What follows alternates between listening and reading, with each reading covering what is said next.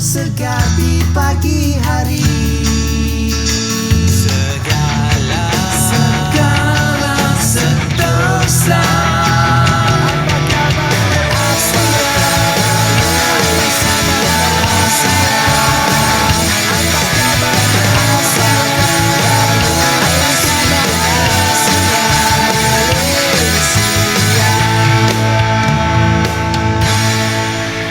Assalamualaikum, salam Aidilfitri buat anda semua. Tak kiralah hari raya keberapa, kita tetap meriah di studio. Itulah dah alam raya, mana kita beraya. Apa khabar Salihah selamat raya? Apa khabar? Nurul sekejap. Kita beraya ni saya ada sesuatu untuk Nurul sekejap, tengah cari-cari jap. Itu dia duit raya. Tak sangka, terima kasih. Ini ada bajet tak ni? Kat dalam tu nanti tengok kemudian. View ke apa Salihah? Kita ni kalau boleh biarlah berjimat cermat, tidak ada pembaziran dan kita nak elakkan sentimen biar apa-apa asal bergaya. Tapi apa pun ikhlas Salihah Terima kasih banyak-banyak. Ini baru untuk mamanya, nanti untuk anak-anaknya kemudian pula kita bagi selepas ni ya. Okey, seperti biasa di set Apa Khabar Malaysia, kita ada cukup istimewa untuk anak di hari lebaran ni Nurul. Ada kuih raya lagi ni. Ya. Salihah, kalau bercakap pasal kuih raya, kita mesti ada kuih raya kegemaran kita kan. Tapi kalau untuk Salihah, kuih raya apa yang mesti ada untuk sekejap, kalau saya suka yang coklat tu. Pastinya yang hujung ni sekejap lagi saya ngap. Ngap sekejap lagi ya. Sekarang tak boleh lah. Sekarang tak boleh. Tak cakap nanti kita kan. Okey. Dan kalau saya pula adalah kuih tak nenas. Kalau pergi mana tu tak nenas tu memang keutamaan lah. Kalau tak ada kuih lain pun tak apalah asalkan tak nenas. Kalau pergi rumah orang pun tak nenas juga yang saya cari. Kalau tak nenas ni ada macam-macam. Dia tak nenas yang gebu, and dia tak nenas mentega. Dan pastinya sekarang ni kan ada juga tak nenas Cadbury tau. Itu revolusi lah. Tak nenas tu, tapi apa pun saya tetap yang tradisi tetap klasik jiwanya gitu. Klasik. Bajunya pun klasik. Itulah dia. Dan hari ni sama-sama kita dalam mood beraya, pastinya kita memperagakan pakaian-pakaian yang kembali kepada mood-mood klasik kita. Dan kita nak bercakap lagi mengenai tak nenas dah ada. Tapi kalau saya kirakan hari ni hari raya kan, pastinya saya teringat di kampung halaman ketika ini.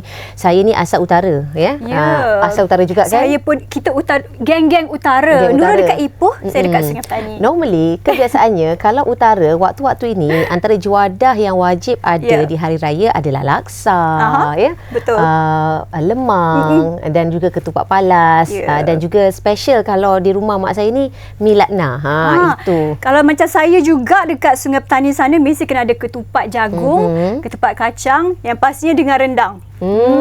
Ya Allah, tak tidur malam ni sanggup buat ketupat rendang semua. Kata-kata nak balik kampung lepas ni sebab ada siaran. Lepas ni terus bergeraklah kita. Samalah kita. Tak apa, kita tetap akan tunaikan tanggungjawab kita. Tetap akan menemani anda pada pagi hari raya ini dan teruskan setia bersama kami. Kerana banyak topik yang kita nak bawakan hari ini yang saya kirakan sangat tepat dengan kehidupan kita, sangat berlaku dalam orang kata musim-musim raya ni kan. Hasil nak berbelanja ni janganlah tak over budget. Kita tak naklah jadi biar apa-apa asal bergaya. Tak naklah menang cantik ketika ini tetapi kemudian sengsara di kemudian hari. Dan untuk hari raya kedua ni pastinya kita nak tengok juga ramalan cuaca. Mana tahu anda nak pergi rumah terbuka ke, beraya bersama si dia ke, atau yang tersayang kata nak balik kampung lepas ni kan. Betul. Peranan juga tu. Jom kita semak ramalan cuaca dulu. Kembali bersama kami selepas ini di Apa Khabar Malaysia.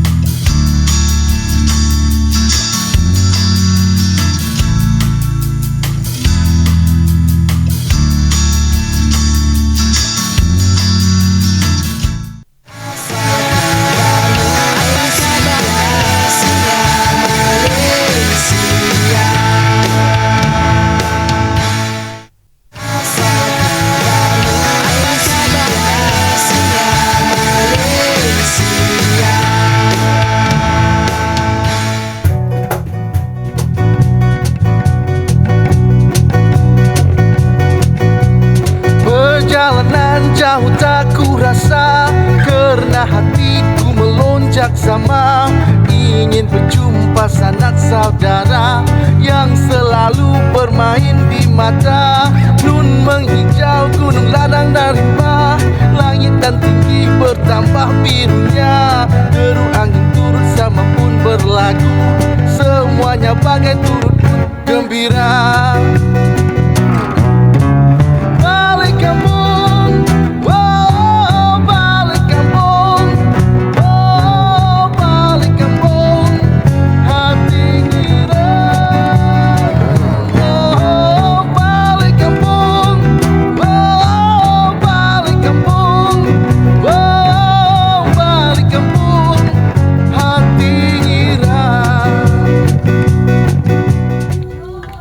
balik kampung, Nurul. Itulah balik kampung juga ni. Tapi dalam kepala ni tengah berkira-kira juga mengenai bajet bulan ni kan. Betul. Bajet nak balik kampung, perbelanjaan, minyak, tol tu yang paling penting tu nak menghulur ke anak buah bukannya sikit.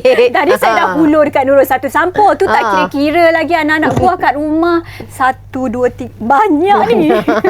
Itu yang pentingnya. Raya kali ni perlunya berjimat. Elakkan daripada bersikap boros. Bukan apa, kita seronok sekejap tetapi kita tak nak lah selepas raya tu Allahu Akbar merana hidup kita kan. Betul. Biarlah kita beraya, memanglah beraya juga. Tapi kenalah juga bersederhana dan ingat juga kewangan bukan saja sebelum raya tapi selepas raya tu banyak nak kena fikir tu, Nurul. Betul. Tak nak lah tiba-tiba nak bil mencanak-canak, tak tahu nak jelaskan macam mana. Itu dia kata masuk buku 55 kan. Tak mau masuk buku 55. Betul, tak nak lah istilah gali lubang tutup lubang. Dan hari ni kita nak cakap pasal tak terlewat ya sebenarnya nak merancang perbelanjaan kalau dah rasa macam terlebih berbelanja.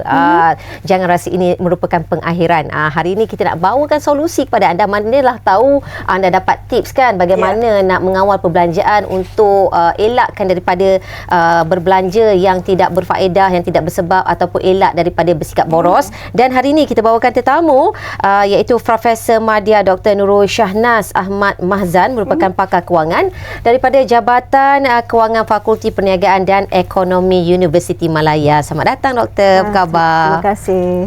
Okey Doktor, hari ni kalau cakap pasal raya, selamat raya kita ucapkan, mak saya batin ya. Okey, dan Doktor, kita bercakap topik hari ni memang sangat tepat. Ini akan dialami setiap orang pada musim-musim perayaan, bila dapat bonus. Kadang-kadang seronok kan tengok duit tu depan mata. Raya ni maklumlah setahun sekali. Kemeriahan ni mungkinlah waktu ni kita nak meraikan bersama dengan yang tersayang. Dan kita kadang-kadang kita lupa waktu kita berbelanja tu, kadang-kadang kita dah terlupa bahawa kita dah telah membelanjakan benda yang hak sepatutnya untuk kegunaan harian kita. Sebenarnya bagaimana kita nak letak satu pemikiran, pemahaman supaya tidak ada istilah orang kata apa, biar apa asal gaya ataupun terlebih berbelanja ketika perayaan ni. Okey, terima kasih Nurul. Jadi saya rasa mungkin satu perkara yang perlu kita ingat dahulu iaitu perancangan yang perlu dibuat awal. Jadi kita semua dah tahu hari raya ni jatuh pada bulan berapa contohnya. Kita tahu hari raya tahun ni jatuh pada April 2024. Jadi sepatutnya cara yang paling baik adalah membuat perancangan lebih awal. Maknanya kita sepatutnya dah simpan wang sepanjang tahun. Sepanjang tahun tu kita dah simpan dalam satu akaun khas untuk hari raya. Sebab hari raya ni kita dah tahu bila akan berlaku. Jadi perancangan awal tu perlu dibuat. Dan kalau boleh kita letak dalam satu akaun khas. So kita mungkin ada banyak akaun bank kan. Jadi kalau gaji masuk akaun A, kita ketepikan sikit, kita masuk dalam akaun B. Dan sekarang ni dengan e-wallet kan, jadi itu pun salah satu akaun yang boleh kita ketepikan wang kita lah. Jadi yang tu khas untuk hari raya yang kita tak sepatutnya usik lah. Okey, kemudian cara untuk kita buat perancangan untuk perbelanjaan hari raya tu sebenarnya kita perlu buat satu belanjawan ataupun bajet mengikut kategori. Jadi seperti mana yang kita tahu hari raya ni banyak nak belanja kan. Nak beli pemakaian, pakaian, makanan dan mungkin perhiasan rumah. Jadi banyak kategori. Jadi kita boleh senaraikan mengikut kategori tersebut dan kita boleh buat lagi terperinci subkategori. Contoh bawah pemakaian, okey, baju ataupun tudung, baju anak-anak dan lain-lain lah. Jadi kita dah buat senarai, kemudian kita susun mengikut keutamaan. Yang mana paling penting atau sederhana penting atau tidak begitu penting tapi hanya menjadi kemahuan kita lah. Selepas tu kita boleh letakkan amount tertentu untuk setiap kategori itu. So kita dah dapat satu gambaran okey berapa banyak yang kita perlukan untuk perbelanjaan hari raya tu. Kemudian bila kita dah buat perancangan macam tu, senanglah untuk kita jejak juga keep record of our expenses lah. Segala perbelanjaan kita gunakan cara mudah dengan menggunakan Excel worksheet dah cukup dah. Doktor, Profesor ya, macam mana kalau bila kita tahulah raya ni semangat je dah masuk dalam diri kita berbelanja ni, tak ingat ni. Semuanya kita nak membeli baju raya baru, kuih raya dan segala macam. Dah ada dalam fikiran kita ya. Jadi kadang-kadang tu berbelanja tu dah berlebihan. Jadi mungkinlah tips-tips ataupun langkah-langkah yang Prof boleh kongsikan dengan kita hari ini. Okey. So bila kita dah terlebih belanja tu, itu satu masalah lah yang kita dah terjebak dalam situasi tu. Jadi saya rasa yang pertama sekali kita perlu menilai situasi tersebut. Okey, macam kalau kita contohnya kalau kereta rosak, kan mekanik dia akan cek dulu bahagian mana kerosakan tu kan. Jadi dalam kewangan pun sama juga. Kita perlu menilai semula, okey, kat mana yang terlebih belanja tu, banyak mana dan dekat mana, kategori mana yang terlebih belanja tu. Dan sebenarnya benda ni taklah susah nak buat sebab contohnya kalau kita gunakan debit card ataupun kad kredit, kita boleh melihat pada penyata online tu, kan semua dah ada. Tapi kalau kita guna wang tunai, tu susah sikit lah, kecuali kalau kita simpan resit. Jadi itu sebenarnya satu tabiat yang baik, menyimpan resit. So bila kita dah lihat okey dekat mana kita dah terlebih belanja, banyak mana yang terlebih belanja tu, jadi langkah seterusnya saya rasa kita kena hentikan dulu perbelanjaan. Kita hold dulu. Jadi bulan yang seterusnya tu dah kita dah terkurang kan, sebab dah terlebih. Jadi kita kena stop dululah. Tu salah satu cara. Dan kemudian kalau kita dah terlebih belanja dengan menggunakan hutang, kita kena tengok pula okey macam mana kita nak cover balik hutang-hutang tersebut. Macam mana kita nak dapatkan wang untuk cover balik perbelanjaan tu. Tu antara faktor-faktornya lah macam mana. Agak mencabar sebenarnya kan, sebab apa yang dikatakan tadi ni sebenarnya masalah besar tu adalah berpunca daripada diri kita sendiri yang tak boleh nak kontrol nafsu kita, keinginan kita yang untuk berbelanja, padahal banyak boleh tak perlu kan sebenarnya. Kalau kita wanita inilah tengok baju raya, satu tak cukup, dua tak cukup, kan jadi kena sendiri, mungkinlah orang kata peringatan buat diri kita sendiri dan juga yang tersayang jugalah. Betul. Dan doktor, kita nak tahu juga apakah kadang-kala punca-punca utama perbelanjaan yang berlebihan ni kerap kali berlaku? Okey, sebenarnya ada gabungan 3 faktor. Iaitu faktor pertama adalah faktor psikologi, yang kedua faktor sosial dan yang ketiga persekitaran. Okey, faktor psikologi ni benda tu secara dalaman. Kita sendiri kadang-kadang kita suka berbelanja mengikut emosi kadang-kadang. Okey, emosi ni kita macam-macam, gembira, kadang-kadang sedih, kadang-kadang stres. Kadang-kadang bila stres pun kita boleh berbelanja terlebih tau. Sebab kita rasa macam bila kita berbelanja tu macam kita nak kurangkan stres. So bila kita dapat sesuatu benda yang material tu, kita rasa macam gembira sekejap. Tapi dia sekejap je. Self reward tu pun satu. So sikit-sikit nak self reward kan. So sebenarnya tak ada masalah. Cuma kalau kita tak dapat kawal. So itu dari segi perbelanjaan emosi. Kemudian kita ada kurang kawalan diri. So sekarang ni sangat mencabar ya, bila especially kalau kita tengok yang online tu, shopping online bermacam-macam. Kalau kita tak ada kawalan diri, maka hanyutlah kan. Lepas tu lagi satu yang juga melibatkan pada psikologi adalah pembelian secara impulsif. So kalau kita tahu online pun dia ada macam live, jualan live semua tu. Jadi kadang-kadang kita terbeli tu sebab kita terbeli sebab kita secara impulsif. Okey, so itu dari segi psikologi. Yang keduanya adalah faktor sosial. Sosial ni dari segi tekanan sosial lah, dan orang-orang di sekeliling kita. Contohnya rakan-rakan ataupun keluarga, jiran.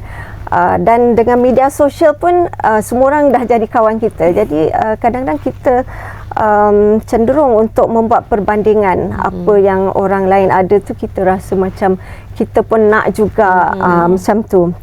So ini adalah tekanan sosial. Dan yang akhir sekali pada saya persekitaran, termasuklah teknologi kewangan. Jadi teknologi ni, okey, siapa yang tak ada handphone, smartphone, semua orang ada saya rasa. So teknologi ni boleh menjadi kawan atau lawan. Dia boleh menjadi kawan sekiranya kita pandai menggunakan teknologi kewangan tersebut untuk membantu kita dalam tabiat-tabiat kewangan yang positif. Contohnya menyimpan wang. So dengan di hujung jari je kita boleh buat pindahan kan daripada akaun simpanan ke contohnya ASB dan lain-lain lah.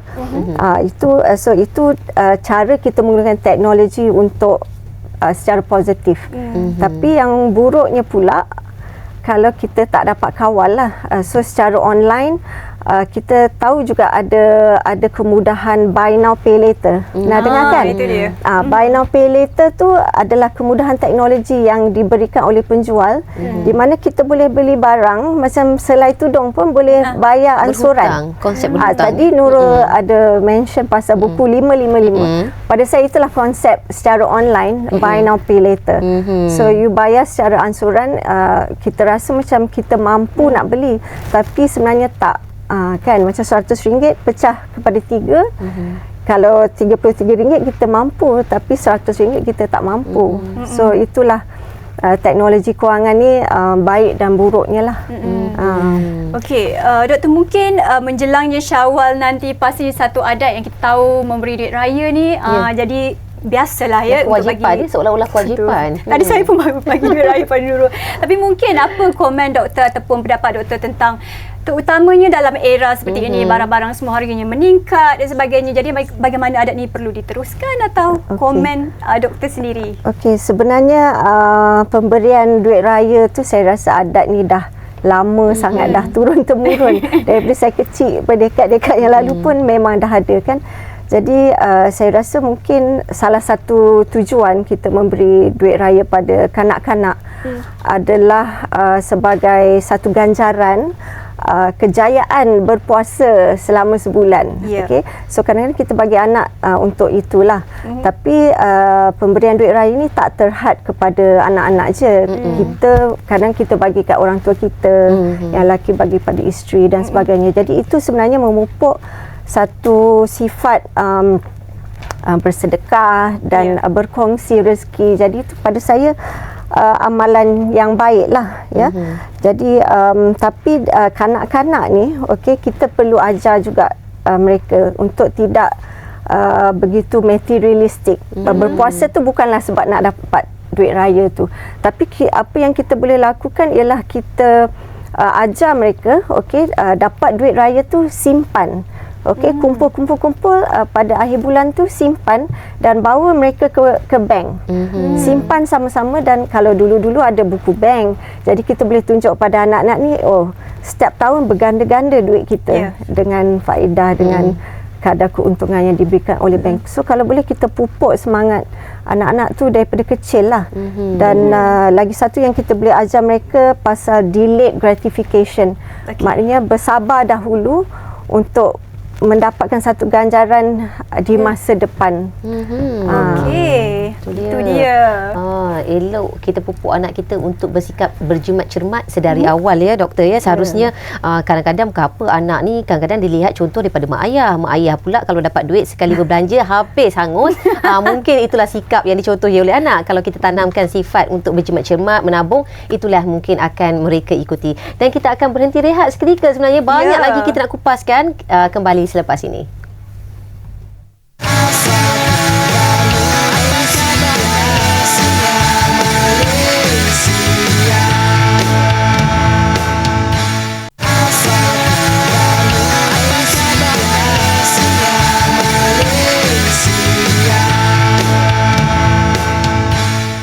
Okey, terima kasih terus setia bersama dengan kami untuk Apa Khabar Malaysia edisi Hari Raya. Jadi bercakap tentang Hari Raya, kita nak cakap juga tentang berjimat di waktu Hari Raya juga. Jadi kita nak terus sekali lagi bertanya kepada doktor. Jadi doktor, mungkinlah ya bila kita membeli belah ni juga kan.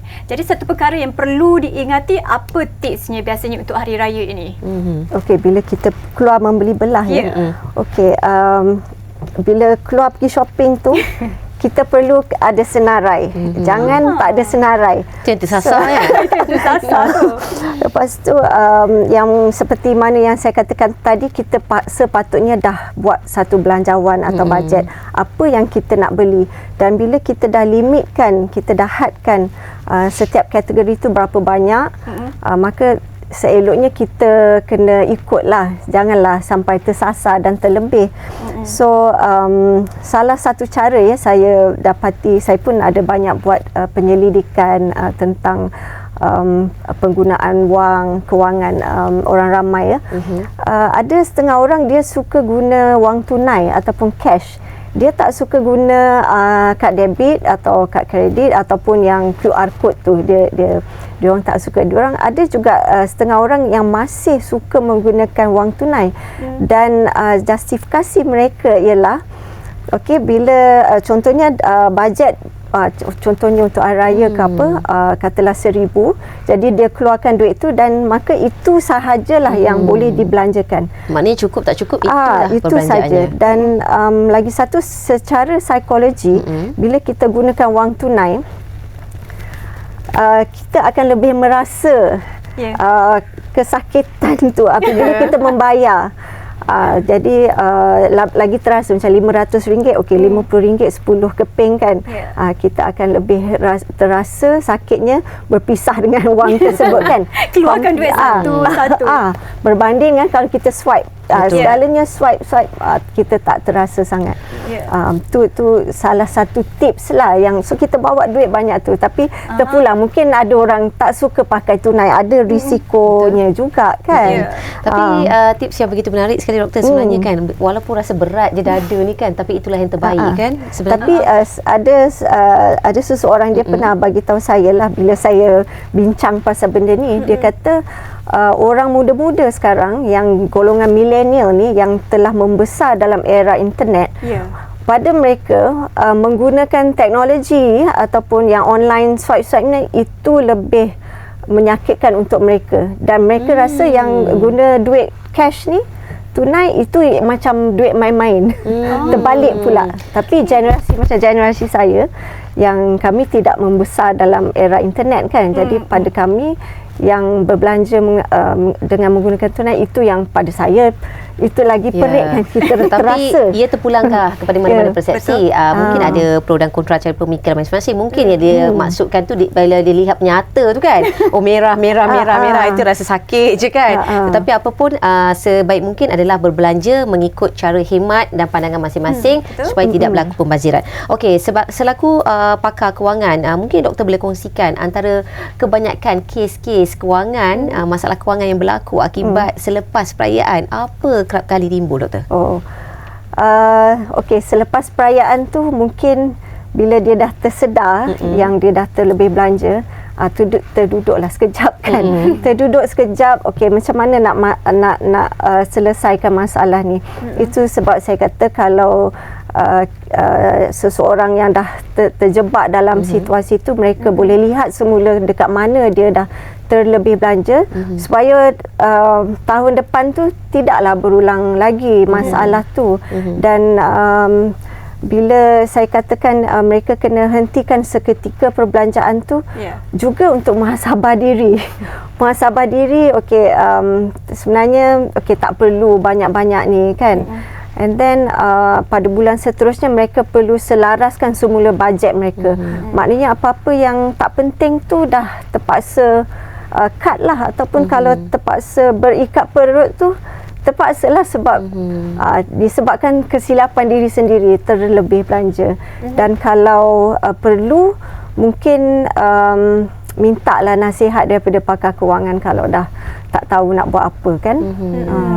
Kalau berkenaan tentang nasihat kewangan dan sebagai seorang pakar kewangan sendiri doktor ya, jadi mungkin mana saluran ataupun maklumat-maklumat serta informasi yang boleh didapati untuk semua penonton supaya dapat berbelanja dengan lebih berhemat, terutamanya nak raya ataupun lepas raya pun juga ya. Sebenarnya saya tengok di social media pun banyak sebenarnya pakar-pakar kewangan yang dah beralih kepada cara penyampaian yang menarik, dengan membuat video-video yang pendek tapi sangat padat informasinya. Jadi kalau kita menggunakan social media pun itu satu cara yang elok.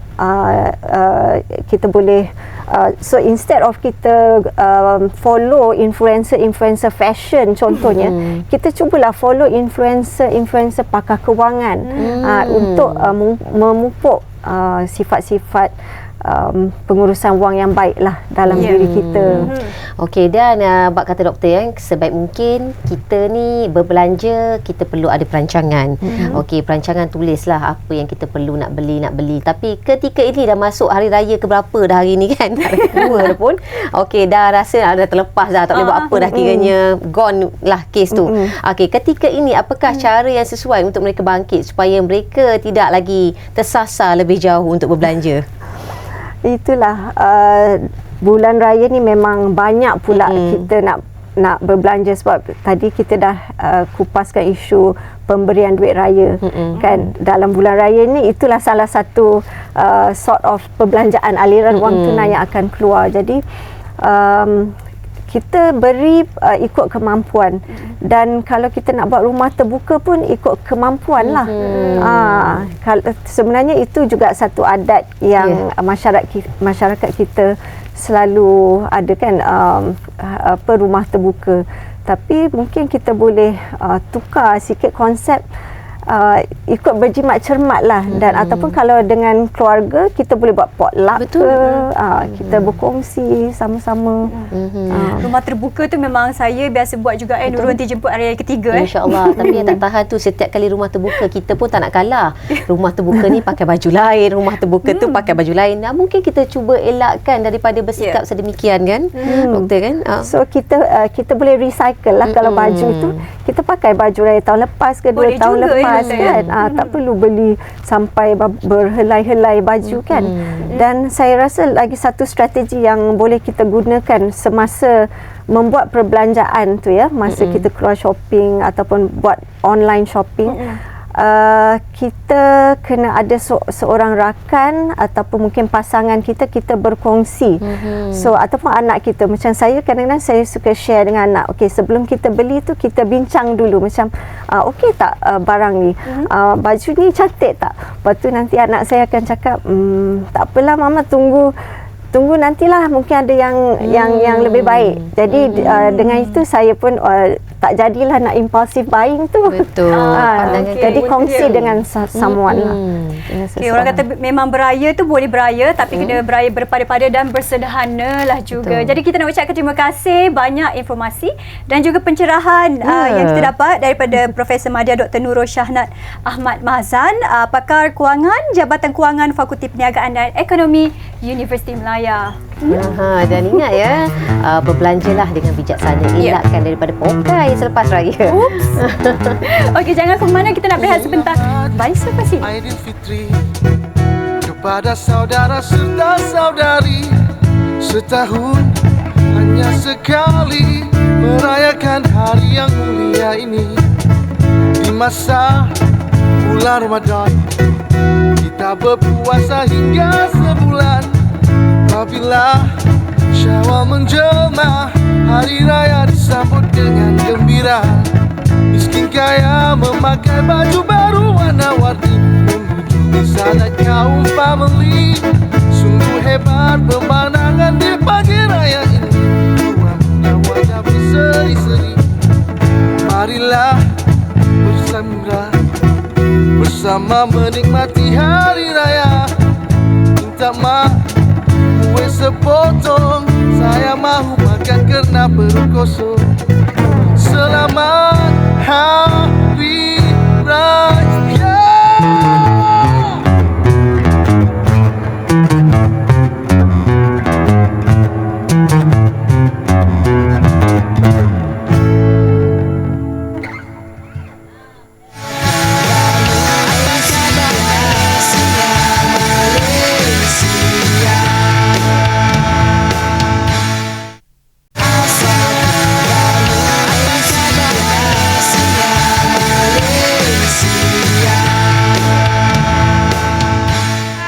Kami pelajar tahun ini ingin mengucapkan Selamat Hari Raya Aidilfitri. Maaf lahir dan batin.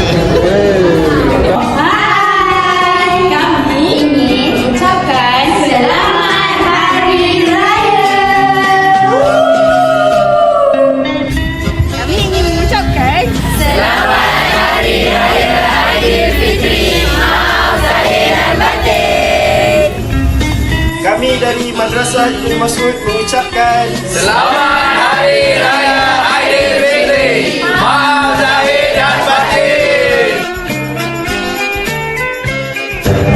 Kami, wakil pelajar UIA ingin mengucapkan Selamat Hari Raya Aidilfitri. Maaf zahir dan batin. Kami ingin mengucapkan Selamat Hari Raya Aidilfitri. Maaf zahir dan batin. Assalamualaikum dan salam sejahtera. kami, mahasiswa Universiti Malaysia Kelantan, Ingin mengucapkan Selamat Hari Raya Aidilfitri. Maaf zahir dan batin. #Salam Raya Perantauan. Okey, bertemu kembali dalam Apa Khabar Malaysia, dan sinonim dengan bulan Syawal ketika ini kita telah meninggalkan Ramadan, bulan yang penuh rahmat, bulan yang penuh dengan amal ibadat. Tapi kita jangan lupa sebenarnya dalam bulan Syawal ni pun kita masih lagi boleh melakukan amal ibadat. Sebenarnya Islam tu begitu indah. Setiap bulan-bulan ini bulan-bulan Islam ni kan asalnya khasnya memang mempunyai keistimewaannya yang tersendiri. Dan pada hari ini pula kita nak memperkatakan mengenai ibadah di bulan Syawal. Pastinya kita akan membawakan seorang yang pakar untuk mengupas mengenainya adalah Ustaz Ahmad Fazrun Yahya, merupakan pegawai penyelidik daripada Pejabat Atasi Agama Kedutaan Arab Saudi di Kuala Lumpur. Apa khabar Ustaz? Selamat Raya. Raya. Ya, Ustaz ya. Okey, Ustaz, kita nak bercakap juga mengenai ibadah di bulan Syawal. Topik yang begitu menarik sebenarnya. Ada juga orang cakap, dalam bulan Syawal ni bukan bulan untuk bergembira ke? Bukan untuk makan-makan ke? Kerap kali kita dah lupa sebulan kita melakukan amal ibadah di bulan Ramadan, kita tak naklah segalanya hangus di bulan Syawal ini Ustaz ya.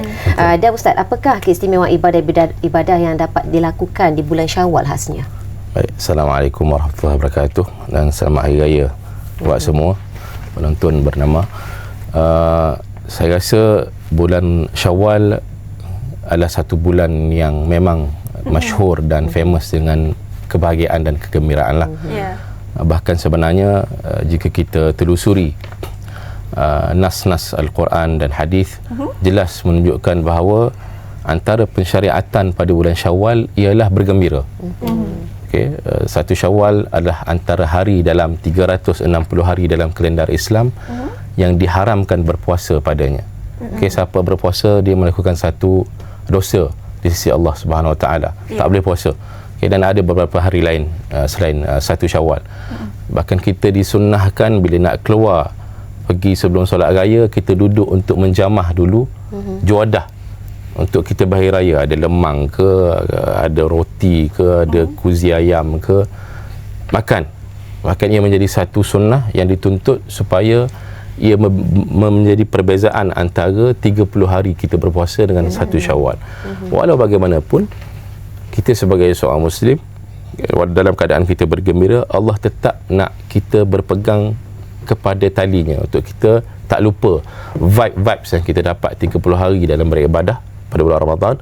Masih lagi Allah nak kekalkan momentum tersebut pada bulan Syawal. Antaranya disyariatkan puasa yang kita pun semua tahu famous, puasa 6. Okey, Nabi SAW sebut dalam satu hadis, barang siapa yang puasa Ramadan kemudian dia ikuti 6 hari pada bulan Syawal, seolah-olah dia menyempurnakan package puasa 360 hari. Yang ini selama sebulan lah. Okey, kerana setiap amalan itu di sisi Allah 10 ganjaran je. So 30 campur 6, 36 kali 10 jadi 360 pahala di sisi Allah Subhanahu Wa Taala. So itulah kita kata antara ibadat yang paling popular dan paling famous yang sepatutnya setiap orang Muslim tidak terlepas daripada mengambil fadilatnya, iaitu puasa 6 Syawal. Jadi menyebut tentang bulan Syawal ni juga Ustaz ya. Tadi Ustaz juga menyebut tentang puasa 6. Jadi di bulan Syawal ni kita ada banyak juga tanggungjawab yang lain, open house lah dan sebagainya juga. Jadi bagaimana nak mengimbangi kedua-duanya itu Ustaz, pendapat Ustaz? Baik.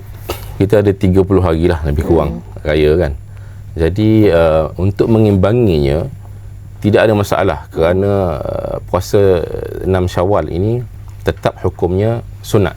Bahkan ia sunat dan dituntut, maka tidak ada satu ikatan kewajipan untuk sempurnakan dalam tempoh yang 6 hari pertama Syawal, tak ada.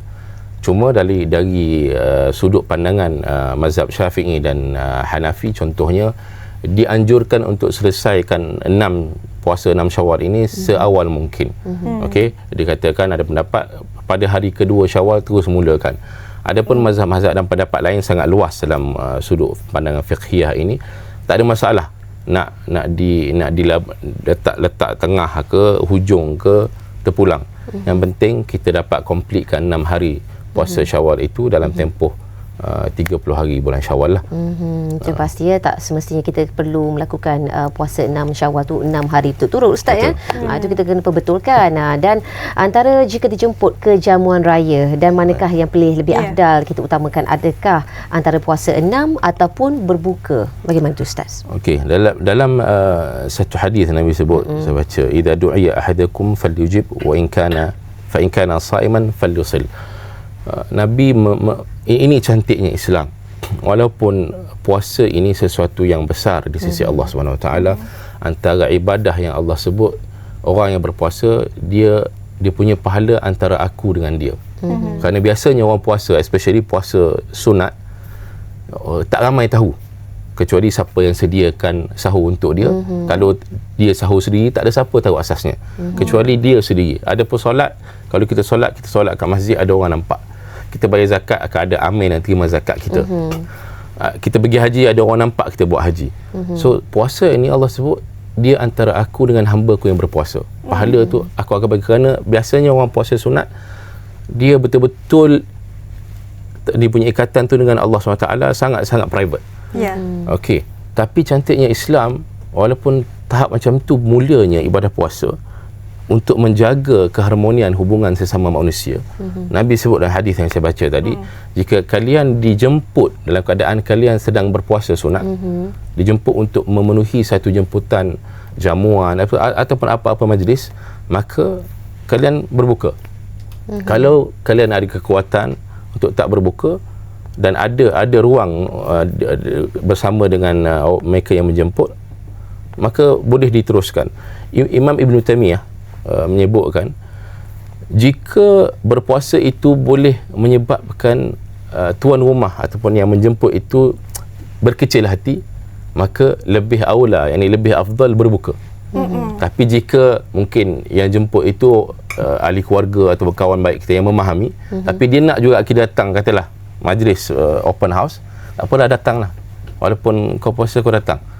So jika kawan kita ataupun tuan rumah jemput itu okey, yang penting dia nak kehadiran kita, maka sebaiknya kita proceed puasa.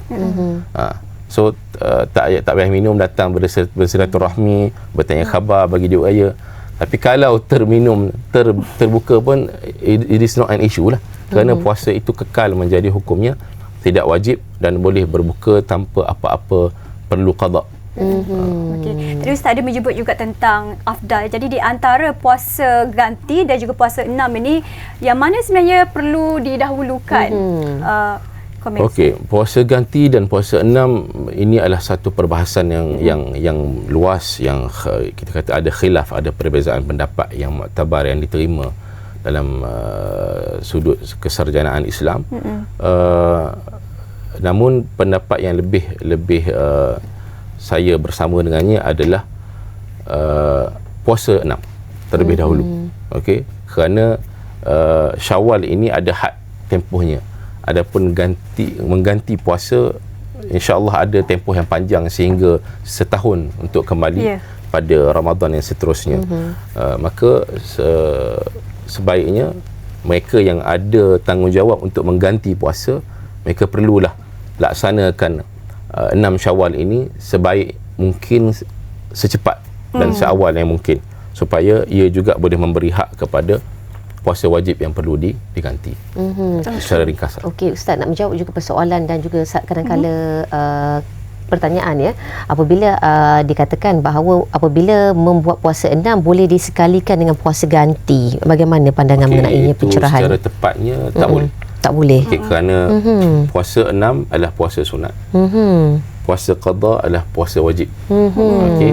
Sama juga apa-apa puasa wajib. Contoh orang yang bernazar untuk berpuasa, dia tak boleh campur dengan puasa sunat hari Isnin. Tak boleh. Kerana apa sahaja puasa yang berstatus puasa wajib, dia tak boleh digabung niatkan dengan puasa puasa sunat. Maksudnya kalau dia gabung niat pun pahala puasa sunat tu tak valid lah. Okey. Okay, baik Ustaz, sepanjang bulan Ramadan kita dah buat banyak ibadah dan juga kebaikan juga. Kemudian kita beralih pula ke bulan Syawal. Jadi bagaimana nak mengekalkan pahala itu dan mungkin nak dapatkan hikmah juga lagi di bulan Syawal itu? Baik, diibaratkan bulan Syawal ini dan bulan Syaban. Bulan Syaban bulan sebelum Ramadan, Syawal selepas Ramadan.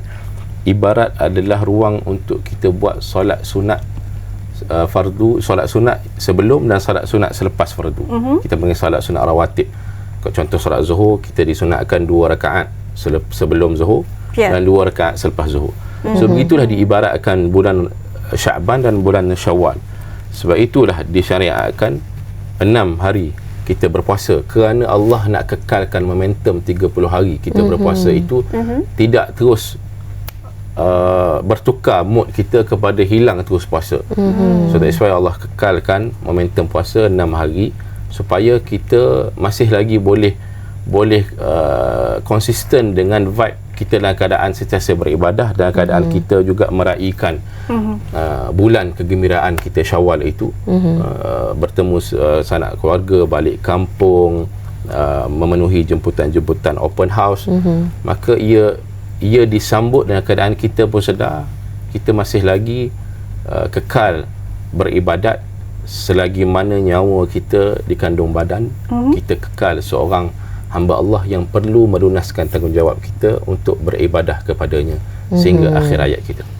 Okey. Dan ini juga nak menjawab persoalan ya Ustaz. Kadang-kadang kita lihat apabila bulan Ramadan sebelum ini kita berbalik kepada bulan Ramadan sebelum ini, mana ada kebanyakan wanita-wanita hamil ataupun wanita yang menyusu yang tidak berpuasa ataupun meninggalkan puasa mereka.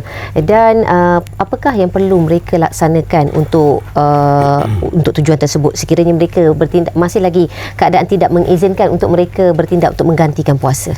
Baik, perbahasannya agak panjang lah. Saya ringkaskan dalam pertemuan kita ini. Untuk wanita yang especially menyusu, ibu yang menyusu, bahawa mereka menghadapi satu bebanan untuk berpuasa atau kesukaran untuk berpuasa, especially untuk menjaga kemaslahatan ataupun kebaikan untuk anaknya yang disusukan tersebut. Maka Allah SWT memberi rukhsah ataupun keringanan untuk ibu sebegini yang menyusu untuk berbuka. Cuma di sana ada beberapa perbezaan pendapat dan perbezaan cara gantinya berdasarkan kepada ibu tersebut. Adakah dia berbuka kerana dia takut memudaratkan dirinya, ataupun dia berbuka kerana memudaratkan bayinya. Okey, maka mereka yang berbuka, ibu yang berbuka kerana takut memudaratkan bayinya, maka dia tak perlu qada. Okey, dia tak perlu qada. Mereka yang ibu yang berbuka kerana fikirkan diri dia kena berbuka. Dia kena ganti. Dia wajib ganti macam biasa.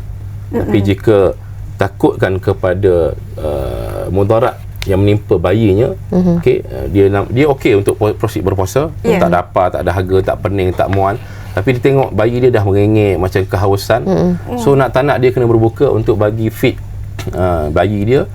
Of course lah, to feed the baby dia pun kena ada makanan dan minum lah, barulah boleh bagi feed the baby. So kalau itu status dia berbuka, maka kalau dia ganti lagi bagus. Tapi jika dia tak mampu nak ganti, maka fidyah cukup untuk menggantikan puasa yang telah ditinggalkan. Namun ada perbahasan yang panjang, perbezaan pendapat ulama. Namun itulah sekilas lanjut untuk menjawab soalan yang dikemukakan. Ya, jadi banyak pencerahan dan juga amalan-amalan baik yang perlu diteruskan juga di bulan Syawal ini untuk ibadah di bulan Syawal. Jadi kita nak ucapkan terima kasih kepada Ustaz Ahmad Fazrin Yahya, Pegawai Penyelidik Pejabat Atas Siaga Kedutaan Arab Saudi Kuala Lumpur. kampung. Nurul. Dan nampaknya sampai di sini saja kita bersiaran dalam Apa Khabar Malaysia hari ini. Dan semoga topik yang kita kongsikan hari ini memberikan manfaat kepada anda, dijadikan panduan untuk orang kata apa, melegakan lagi ya perbelanjaan kita, apa topik kita raya berjimat dan juga ibadah di bulan Syawal. Assalamualaikum, salam hormat. Ya, saya Nur Salih Hazmi. Terima kasih anda beraya bersama kami. Jom kita nak layan lagu Balik Kampung dulu. Silakan. Selamat Raya.